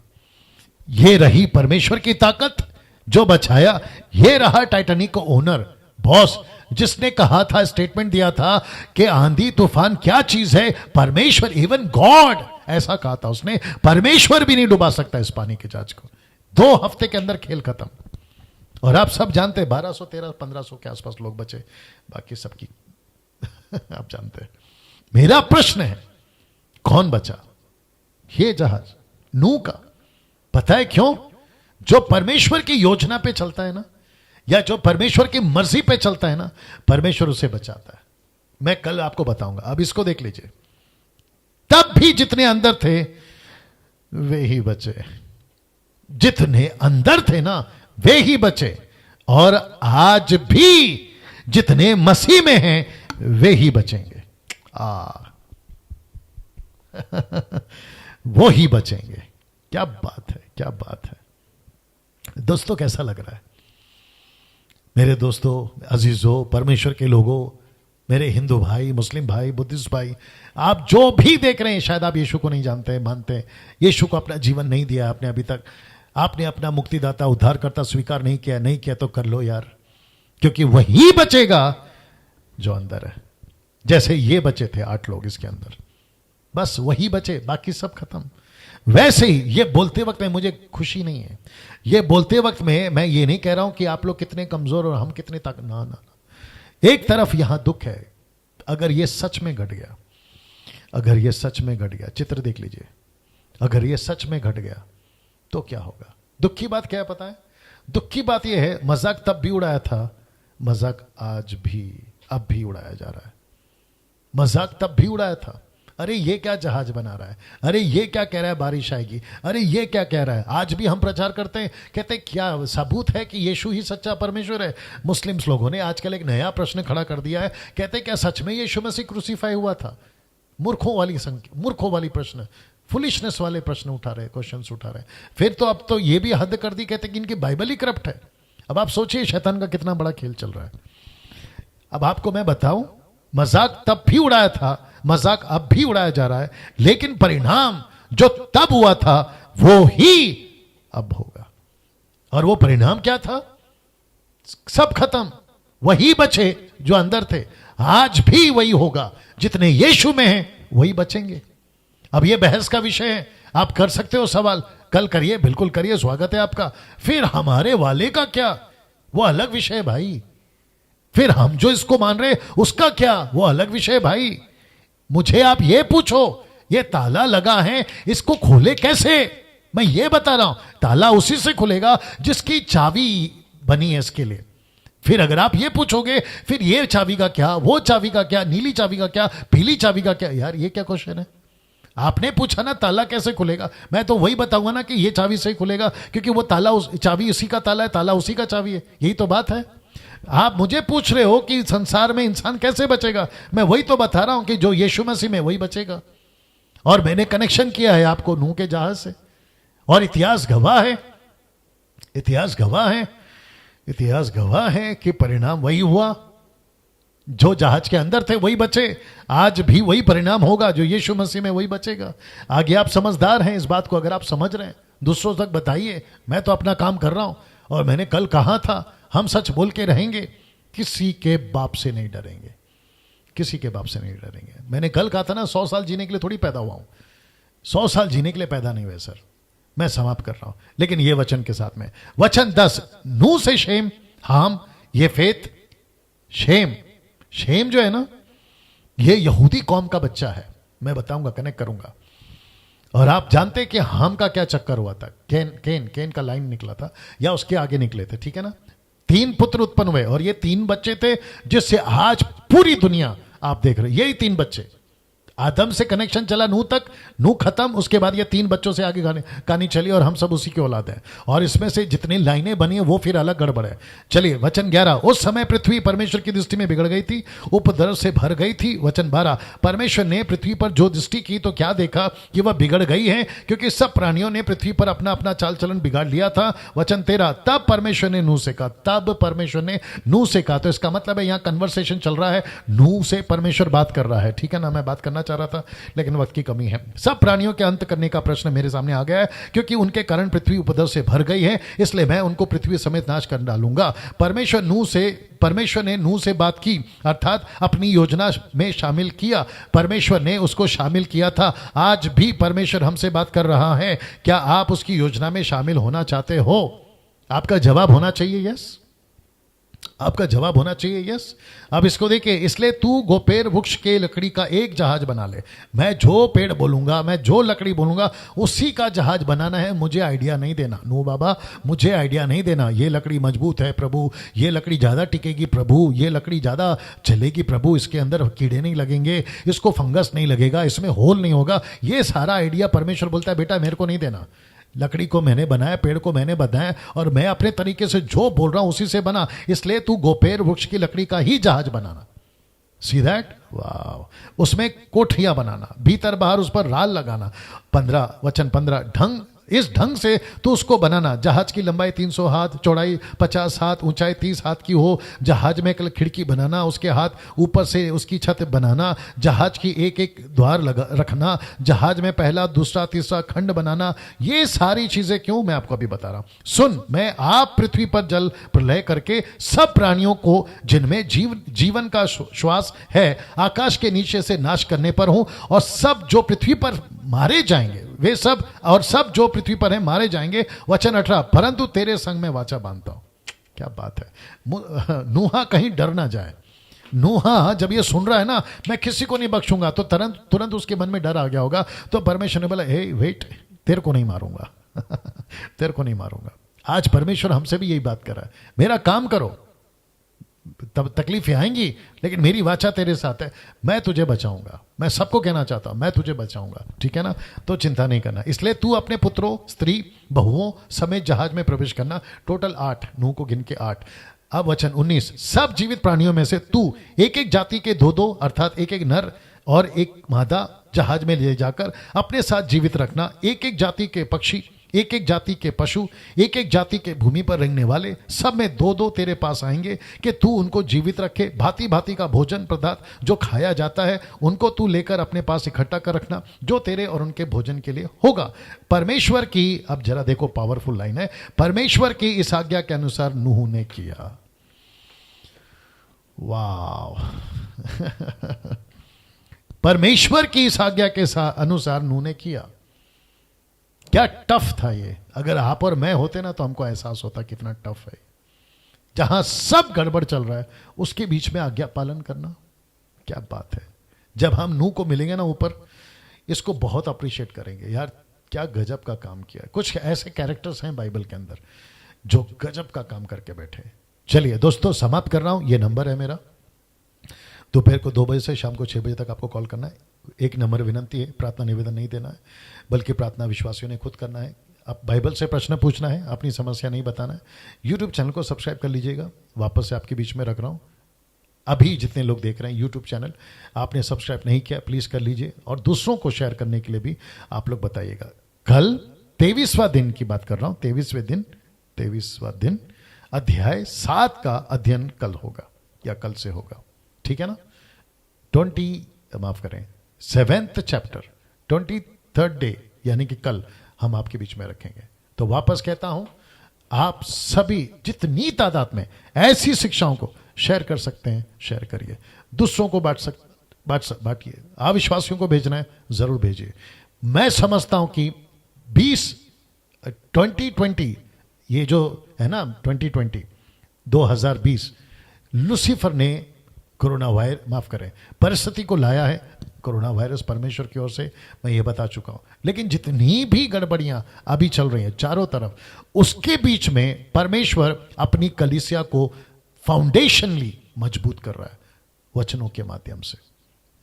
मुझ जैसे 10% काम कर रहे हैं और मैं उन सबको सलूट करता हूं। चलिए दोस्तों, कल मुलाकात होगी ठीक 8 बजे। अपना ख्याल रखिएगा। प्रभु आपको आशीष दे। जय मसीह।